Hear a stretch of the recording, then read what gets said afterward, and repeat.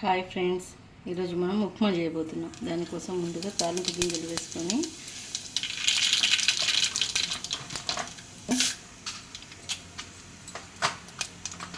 శనగపప్పు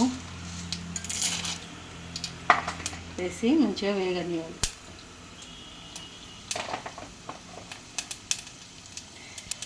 రెండు ఎండుమిర్చి,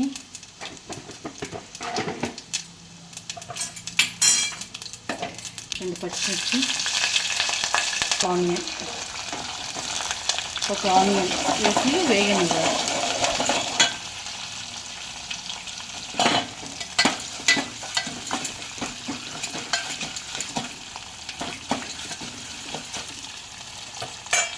తర్వాత రెండు రెమ్మల కరివేపాకు,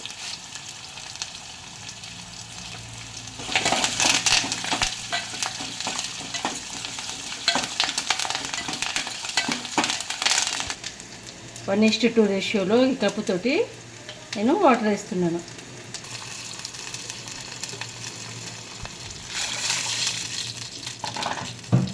ఉప్పు వేసి నీళ్ళు ఎసరు రానివ్వాలి. ఎసరు వస్తుంది. ఎసరు వచ్చినాక స్టవ్ సిమ్లో పెట్టేసుకొని కలుపుతూ పోయాలి. రవ్వను కలుపుతూ, అప్పుడు ఉండలు కట్టకుండా ఉప్మా మంచిగా వస్తుంది. పలుచగా కలుపుతూ పోయాలి. రవ్వ పోసినాక ఇలా వచ్చిన ఒక 2 to 5 minutes ఉడికించాలి.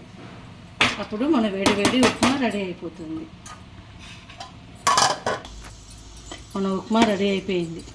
పని చేసేసుకొని సర్వ్ చేసుకోవడమే. వితిన్ 5 minutesలో కమ్మగా ఉండే ఉప్మా రెడీ అయిపోతుంది. దీని మీద కొంచెం నెయ్యి వేసుకుంటే ఇంకా చాలా టేస్టీగా ఉంటుంది.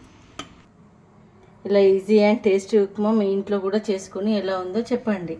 కామెంట్ బాక్స్లో కామెంట్ పెట్టండి. నా వీడియో నచ్చితే నాకు లైక్, షేర్ అండ్ సపోర్ట్ చేయండి.